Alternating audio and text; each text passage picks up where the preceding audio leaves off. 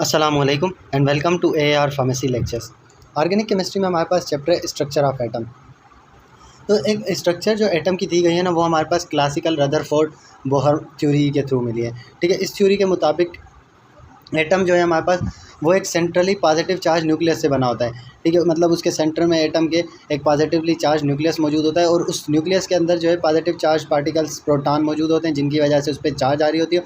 और उनके साथ साथ जो है न्यूट्रल पार्टिकल्स भी मौजूद होते हैं, जिन्हें हम न्यूट्रॉन्स कहते हैं। दोनों जो है इनका यूनिट मास है।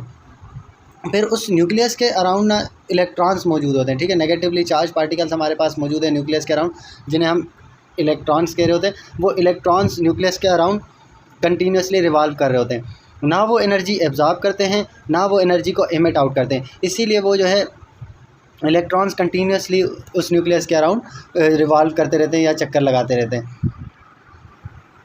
और जो सबसे बाहर वाला शेल होता है, मतलब आउटर मोस्ट जो ऑर्बिट होता है इलेक्ट्रॉन्स का मुख्तलिफ एटम्स में, वो इनकम्प्लीट होता है सिवाय इनर्ट गैसेस के। इनर्ट गैसेस का आउटर मोस्ट जो है शेल ऐसा होता है जिसमें इलेक्ट्रॉन्स जो हैं वो कंप्लीट होते हैं। इनर्ट गैसेस के अलावा हमारे पास बाकी जितने भी एटम्स हैं उनका जो आउटर मोस्ट शेल है वो इनकम्प्लीट होता है। और जो आउटर मोस्ट शेल के अंदर इलेक्ट्रॉन्स होते हैं उन्हें हम वैलेंस इलेक्ट्रॉन कह रहे होते हैं। तो सवाल ये पैदा होता है कि एटम्स मिलके मॉलिक्यूल क्यों बनाते हैं। अब ये कॉन्सेप्ट जो है ना, लेविस और कोसेल ने दिया था। फॉर्मेशन ऑफ मॉलिक्यूल का जो कॉन्सेप्ट था, ये जो है लेविस और कोसेल की थ्योरी से हमें मिला था। ठीक है, वो रिलाई करता है इलेक्ट्रॉनिक जो स्ट्रक्चर है एटम की।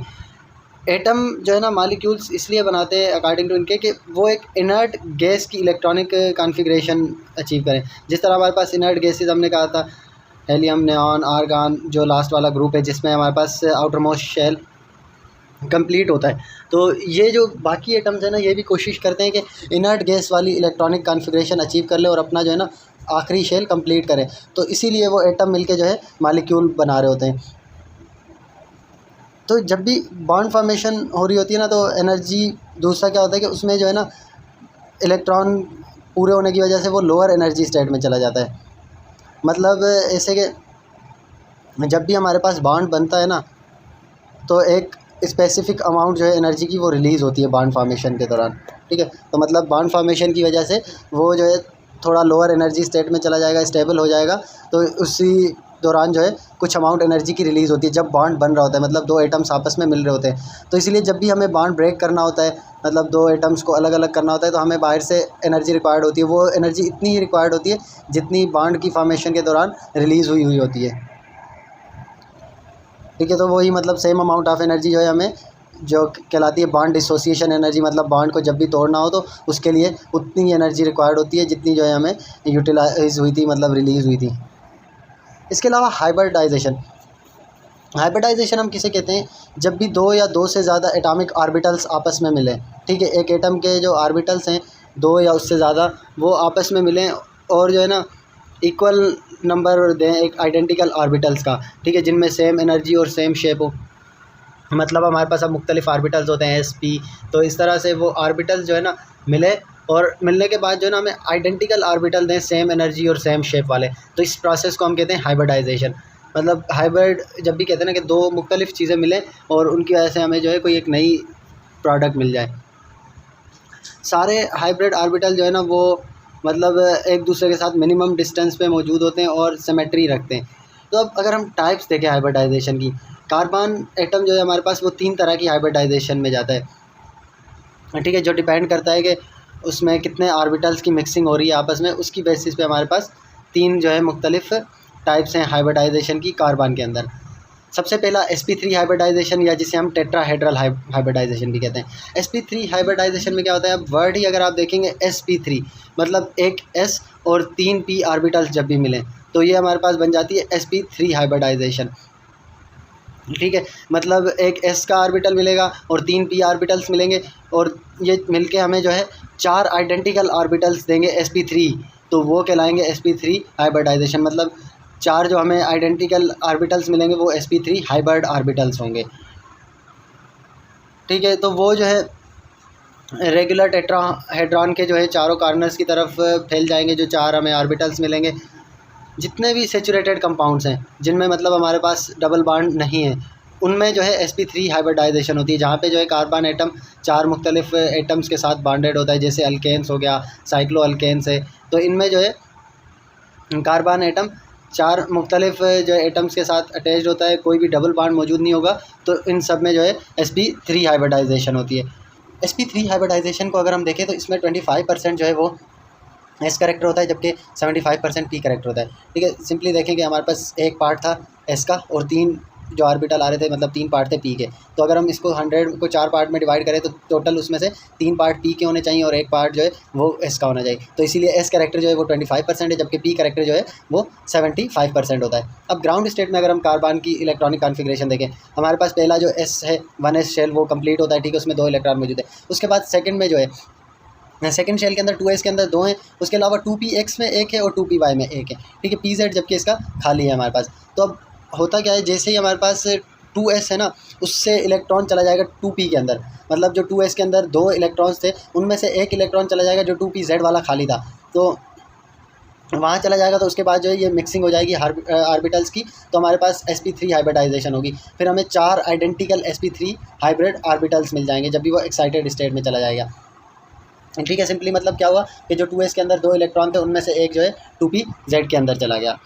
इसके अलावा sp2 हाइब्रिडाइजेशन या जिसे हम ट्राइगोनल भी कहते हैं। ठीक है, sp2 हाइब्रिडाइजेशन में क्या होता है, वर्ड से देखें, एक s होगा और 2 p आर्बिटल होंगे, मतलब इसमें मिक्सिंग होगी एक s आर्बिटल की और 2 p आर्बिटल की कार्बन एटम के, जो मिक्स होकर हमें 3 जो है sp2 हाइब्रिड आर्बिटल्स देंगे, क्योंकि अब टोटल 3 मिल रहे हैं तो 3 ही sp2 हाइब्रिड आर्बिटल्स मिलेंगे जो एक दूसरे के साथ 120 की एंगल पे होते हैं। ठीक है, और इनमें सब में जो है एक इलेक्ट्रॉन होता है। तो sp2 हमारे पास जो हाइब्रिडाइजेशन है ना, इसमें जो लोब्स हैं वो कॉर्नर्स की तरफ ट्राइंगल की शक्ल में होते हैं, मतलब वो इक्वल पोजीशन पे ट्राइंगल बना रहे होते हैं, 120 120 120 इस तरह से हमारे पास मौजूद होते हैं। तो इसीलिए जो है ना sp2 हाइब्रिडाइजेशन को हम ट्राइगोनल हाइब्रिडाइजेशन भी कहते हैं। बाकी इसमें जो एक रिमेनिंग अनहाइब्रिडाइज ऑर्बिटल रह जाता है वो हमेशा परपेंडिकुलर होता है उस प्लेन के साथ। ठीक है, मतलब sp2 हाइब्रिड ऑर्बिटल्स के साथ वो जो है परपेंडिकुलर होगा, क्योंकि इसमें एक अनहाइब्रिडाइज भी हमारे पास ऑर्बिटल रह जाता है। ठीक है, जितने भी कंपाउंड्स हमारे पास कार्बन डबल बॉन्डेड कार्बन है वो सबके सब जो है sp2 हाइब्रिडाइज कार्बन एटम है। मतलब जिस तरह प्रीवियसली हमने कहा था जो हमारे पास सेचुरेटेड हैं जिनमें डबल बॉन्ड्स नहीं है या आगे बॉन्ड नहीं है फर्दर, तो वो हमारे पास थे sp3 हाइब्रिडाइजेशन, जबकि कार्बन कार्बन जब भी डबल बॉन्ड आ जाएगा तो वो सबके सब जो है sp2 हाइब्रिडाइज्ड होते हैं। अब sp2 हाइब्रिडाइजेशन में हम देखें तो इसमें जो है हमारे पास क्या है, एक अगर हमारे पास पार्ट s करेक्टर का है तो 2 पार्ट जो है हमारे पास p करेक्टर के, क्योंकि एक s ऑर्बिटल मिल रहा है 2 p, तो इसीलिए 33.3% हमारे पास s करेक्टर होता है, जबकि 66.6% हमारे पास p करेक्टरिस्टिक्स होता है। अब इसकी अगर हम ग्राउंड स्टेट देखें, ग्राउंड स्टेट में हमारे पास जो इस तरह से इलेक्ट्रॉनिक कॉन्फ़िगरेशन होगी, same 1s complete, 2s complete, उसके बाद जो है 2px में 1 होगा और 2py में 1 होगा जब भी ये एक्साइटेड स्टेट में जाएंगे। अब एक्साइटेड स्टेट में जाने के बाद सेम जो 2s वाला था वो 2pz में चला जाएगा, मगर इस बार जो 2pz वाला है ना ऑर्बिटल वो रहेगा हमारे पास अनहाइब्रिडाइज ऑर्बिटल। ठीक है, तो वो p ऑर्बिटल रह गया अनहाइब्रिडाइज। बाकी हमारे पास जो 2s था और 2px 2py ये तीनों आपस में मिलेंगे और हमें जो है sp2 हाइब्रिडाइजेशन देंगे। इसके अलावा sp हाइब्रिडाइजेशन या जिसे डायगोनल या लीनियर हाइब्रिडाइजेशन भी बोलते हैं। ठीक है, इसमें क्या होगा कि जब भी हमारे पास एक s और एक जो है p ऑर्बिटल मिलेगा तो उसकी वजह से हमें जो है एक हाइब्रिड 2 हाइब्रिड टोटल मिलेंगे जो sp हाइब्रिड होंगे, मतलब एक s के मिलने से और एक p ऑर्बिटल के मिलने से, इनकी वजह से जो है हमें हाइब्रिड मिले तो उसे हम जो है कहते हैं sp हाइब्रिडाइजेशन या जो है लीनियर हाइब्रिडाइजेशन। ये जो 2 sp हाइब्रिड अब हमारे पास बनेंगे टोटल, क्योंकि एक s मिल रहा है एक p मिल रहा है, तो दोनों मिलके जो है 2 ही sp हाइब्रिड ऑर्बिटल बना रहे होंगे। तो ये सब जो दोनों बनेंगे ना ये एक दूसरे के साथ इक्विवेलेंट होते हैं, मतलब उनमें जो है एक एक इलेक्ट्रॉन होगा और उसके अलावा ये ना अपोजिट डायरेक्शन में होंगे एक दूसरे से, मतलब 180 की एंगल बना रहे होंगे, एक उस डायरेक्शन में होगा तो दूसरा दूसरी डायरेक्शन में होगा, तो इसीलिए अपोजिट डायरेक्शन की वजह से ये एक दूसरे के साथ 180 की एंगल बना रहे होंगे। बाकी जो रिमेनिंग 2 हमारे पास अनहाइब्रिडाइज ऑर्बिटल हैं 2py और 2pz वो हमेशा उससे जो है परपेंडिकुलर होंगे sp हाइब्रिडाइज ऑर्बिटल्स के साथ। अब इस कंडीशन में हमारे पास 2 अनहाइब्रिडाइज हैं, जैसे प्रीवियसली सिर्फ 2pz अनहाइब्रिडाइज था तो यहाँ पे हमारे पास 2py भी अनहाइब्रिडाइज है और 2pz भी अनहाइब्रिडाइज है। अब इसमें अगर हम देखें तो sp हाइब्रिड ऑर्बिटल्स जो है ना इसमें 50% s करेक्टर होता है हमारे पास और 50% ही p करेक्टर होता है, क्योंकि एक पार्ट दोनों के एक एक पार्ट है, तो इसीलिए दोनों का जो है 50-50% हमारे पास करेक्टर होता है। इसमें सेम हमारे पास एक जो है एस ऑर्बिटल मिल गया, एक पी ऑर्बिटल मिल गया। जैसे प्रीवियसली एक एस और 2 पी मिल रहे थे, या एक एस और 3 पी मिल रहे थे, तो यहाँ पे एक एस और एक पी ऑर्बिटल मिला, और उनकी वजह से हमें जो है एस पी हाइब्रिड ऑर्बिटल्स मिले, और वो दोनों एक दूसरे से अपोजिट डायरेक्शन पे होने की वजह से इस तरह से 180 की एंगल बनाएंगे। जबकि जो अनहाइब्रिडाइज ऑर्बिटल रह जाते हैं वो हमारे पास पाई बॉन्ड बनाते हैं। जैसे प्रीवियसली हमने देखा था कि जो अनहाइब्रिडाइज ऑर्बिटल था हमारे पास वो सिर्फ एक रहा था, तो उसने एक जो है एक्स्ट्रा बॉन्ड बना लिया था, पाई बॉन्ड बना लिया था, ठीक है, डबल बॉन्ड। अब इसमें जो 2 पीछे बच जाएंगे वो 2 पाई बॉन्ड बना लेंगे, मतलब ये जो है ट्रिपल बॉन्ड, जो कार्बन कार्बन ट्रिपल बॉन्डेड हमारे पास एटम होते हैं ना, उनमें जो है sp हाइब्रिडाइजेशन होती है। इसके अलावा बॉन्ड लेंथ हम किसे कहते हैं कि जब भी हमारे पास 2 बॉन्डेड एटम मौजूद होते हैं, उनके न्यूक्लियाई के दरमियान जो कम से कम फासला होता है, कम से कम जो डिस्टेंस है, उसे हम कहते हैं बॉन्ड लेंथ। मतलब 2 एटम आपस में बॉन्डेड हैं, उनका जो न्यूक्लियस है, एक न्यूक्लियस से लेकर दूसरे न्यूक्लियस तक जो कम से कम फासला है, उसे हम बॉन्ड लेंथ कहते हैं। बॉन्ड लेंथ को मेजर करने के लिए क्रिस्टलोग्राफी या माइक्रोवेव स्पेक्ट्रोस्कोपी वगैरह का इस्तेमाल किया जाता है, और इसे जो है ना डिटरमाइन किया जाता है एंगस्ट्रॉन पिकोमीटर में, ठीक है। मुख्तलिफ फैक्टर्स जो अफेक्ट करते हैं बॉन्ड लेंथ को, सबसे पहला हमारे पास आ जाता है साइज़ ऑफ एटम। जैसे जैसे हमारे पास बॉन्डेड एटम की साइज़ इंक्रीज़ होगी, अगर मतलब बड़ा एटम है तो बॉन्ड लेंथ भी हमारे पास इंक्रीज़ हो जाएगी, क्योंकि न्यूक्लियस के दरमियान फासला भी इंक्रीज़ हो जाएगा साइज़ इंक्रीज़ होने की वजह से, तो इसीलिए जो है बॉन्ड लेंथ इंक्रीज़ हो जाएगी उन बॉन्डेड एटम की। इसके अलावा मल्टीप्लिसिटी ऑफ बॉन्ड, मतलब अगर मल्टीपल बॉन्ड है तो बॉन्ड लेंथ डिक्रीज़ होंगे, ठीक है। मतलब जैसे जैसे बॉन्ड इंक्रीज़ हो रहे हैं, हमारे पास डबल बॉन्ड की तरफ जा रहा है और ज़्यादा बॉन्ड बन रहे हैं, तो उससे जो है बॉन्ड लेंथ अल्टीमेटली डिक्रीज़ होगी। जैसे जैसे मतलब मल्टीप्लिसिटी होगी, बॉन्ड इंक्रीज़ हो रहे हैं नंबर में, वैसे वैसे जो है बॉन्ड लेंथ हमारे पास डिक्रीज़ होती जाएगी। इसके अलावा टाइप ऑफ हाइब्रिडाइजेशन, मतलब हाइब्रिडाइजेशन का क्या इफेक्ट है हमारे पास बॉन्ड लेंथ में। जो हाइब्रिड ऑर्बिटल की साइज़ है ना वो डिक्रीज़ होती है। sp3 हाइब्रिड ऑर्बिटल बड़ा होता है एज़ कम्पेयर टू sp2 के, और फिर उससे जो है हमारे पास छोटा होता है सबसे sp हाइब्रिड ऑर्बिटल। तो जितना लार्जर ऑर्बिटल होगा वो उतना जो है बड़ा बॉन्ड बनाएगा। इसीलिए जो carbon carbon bond length decrease होती है ना वो इस तरह होती है, मतलब कार्बन और कार्बन जो हमारे पास सिंगल बॉन्ड वाले sp3 और sp3 हाइब्रिड है, तो उसमें हमारे पास जो है सबसे ज़्यादा बॉन्ड लेंथ होगी।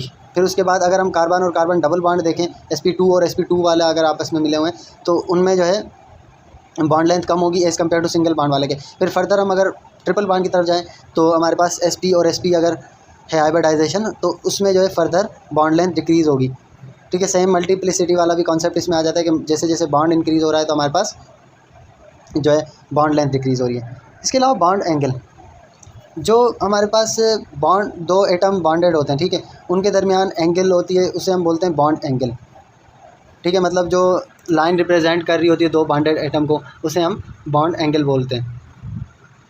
इसे मेजर करते हैं हम एक्सरे डायफ्रैक्शन या जो है स्पेक्ट्रोस्कोपिक मेथड के थ्रू। अगर हम फैक्टर्स की बात करें जो बॉन्ड एंगल को इफेक्ट करते हैं, तो इसमें सबसे पहले हमारे पास आ जाता है टाइप ऑफ हाइब्रिडाइजेशन। हाइब्रिडाइजेशन में हमने ऑलरेडी डिस्कस किया था कि अगर sp3 हमारे पास हाइब्रिडाइजेशन है तो उसमें बॉन्ड एंगल अलग होगी, sp2 है तो उसमें अलग है, sp1 sp है तो उसमें हमारे पास बॉन्ड एंगल अलग है। जैसे sp हाइब्रिडाइजेशन में हमारे पास बॉन्ड एंगल 180 की थी, इसी तरह sp2 में हमारे पास 120 की थी। तो इस तरह अब मुख्तलिफ हाइब्रिडाइजेशन से जो है बॉन्ड एंगल पे इफेक्ट पड़ता है। इसके अलावा जो नंबर ऑफ़ लोन पेयर और बॉन्ड पेयर होंगे एटम के अंदर, उनकी वजह से भी जो है बॉन्ड एंगल पे फ़र्क पड़ेगा। नेक्स्ट है हमारे पास बॉन्ड एनर्जी। बॉन्ड एनर्जी का मकसद क्या होता है कि हमारे पास जो एनर्जी रिक्वायर्ड हो बॉन्ड को ब्रेक करने के लिए, ठीक है, 2 एटम्स के दरमियान बॉन्ड बना हुआ है, अब उसको तोड़ने के लिए जो एनर्जी रिक्वायर्ड है इसे हम कहते हैं बॉन्ड एनर्जी या बॉन्ड स्ट्रेंथ, जिसे हम एक्सप्रेस करते हैं किलो जूल पर मोल या जो है किलो कैलोरी पर मोल। अब इस पर जो फैक्टर इफेक्ट कर रहे होते हैं बॉन्ड एनर्जी पे, साइज़ ऑफ एटम, जितनी जो है एटम की साइज़ बड़ी होगी तो उतना जो है उसमें एनर्जी कम रिक्वायर्ड होगी तोड़ने के लिए, ठीक है। मतलब उसमें जो एनर्जी हमें रिक्वायर्ड है बॉन्ड को ब्रेक करने के लिए तो वो कम रिक्वायर्ड होगी जितना हमारे पास जो है एटम की साइज़ बड़ी होगी, क्योंकि उसमें फिर जो है बॉन्ड लेंथ इंक्रीज़ हो जाएगी। तो दूसरा बॉन्ड एनर्जी हमें जो है ना कम बॉन्ड लेंथ वाले के लिए ज़्यादा चाहिए होती है। मतलब अगर 2 एटम है जिनके दरमियान बॉन्ड लेंथ कम है तो उनमें हमें ज़्यादा एनर्जी रिक्वायर्ड होगी एज़ कम्पेयर टू उनके जिनके दरमियान बॉन्ड लेंथ ज़्यादा हो। तो यही चीज़ हमारे पास साइज़ ऑफ एटम से भी आ जाती है कि बड़ी साइज़ वाले थे तो उनमें हमें कम एनर्जी रिक्वायर्ड थी, क्योंकि उनमें बॉन्ड लेंथ अल्टीमेटली ज़्यादा आ जाती है। तो ये कॉन्सेप्ट यहाँ पे भी होगा कि जैसे जैसे जो है बॉन्ड लेंथ डिक्रीज़ होगी तो बॉन्ड एनर्जी जो है वो इंक्रीज़ होगी, हमें जो है स्ट्रेंथ या एनर्जी ज़्यादा रिक्वायर्ड होगी बॉन्ड को ब्रेक करने के लिए। इसके अलावा टाइप ऑफ हाइब्रिडाइजेशन, हमें पता है कि मुख्तलिफ हाइब्रिड ऑर्बिटल जो है ना उनमें जो है साइज़ डिक्रीज़ होती है किस पैटर्न पे, sp3 सबसे ज़्यादा है तो फिर उससे कम जो है हमारे पास हाइब्रिड ऑर्बिटल की साइज़ sp2 की होगी, फिर उससे कम जो है sp की होगी। इसके अलावा इलेक्ट्रोनेगेटिविटी जो है ना sp3 की सबसे कम है, ठीक है। sp3 के बाद हमारे पास जो है sp2 की उससे थोड़ी ज़्यादा है इलेक्ट्रोनेगेटिविटी, और sp की जो है सबसे ज़्यादा इलेक्ट्रोनेगेटिविटी है, मतलब जिसमें डबल बॉन्ड हो गया फिर वो ट्रिपल बॉन्ड हो गया तो और ज़्यादा इलेक्ट्रोनेगेटिविटी हो जाएगी हमारे पास। अब ये दोनों फैक्टर जो है ना वो डिक्रीज़ कर रहे होते हैं बॉन्ड लेंथ को। मतलब बॉन्ड लेंथ कैसे होगी, sp3 की जो है बॉन्ड लेंथ ज़्यादा होगी एज़ कम्पेयर टू sp हमारे पास 2, और फिर उससे जो है कम बॉन्ड लेंथ होगी sp की। मतलब जैसे जैसे हम हाइब्रिडाइजेशन लोअर की तरफ जा रहे हैं, sp3 से sp2 पे गए तो बॉन्ड लेंथ डिक्रीज़ हो जाएगी, और फिर फर्दर sp पे गए तो और बॉन्ड लेंथ डिक्रीज़ होगी। तो बॉन्ड लेंथ जब जब डिक्रीज़ होती है तो हम ऑलरेडी डिस्कस करके आए कि बॉन्ड एनर्जी हमें ज़्यादा रिक्वायर्ड होगी। बहुत शुक्रिया वीडियो लेक्चर को देखने का। नेक्स्ट इंशाल्लाह हम इंडक्टिव इफेक्ट से आगे कंटिन्यू करेंगे। यहाँ तक आप लोगों को कोई भी कन्फ्यूजन हो तो आप लोग जो है कमेंट्स में मेंशन कर दें या मुझसे जो है डायरेक्टली पूछ लें।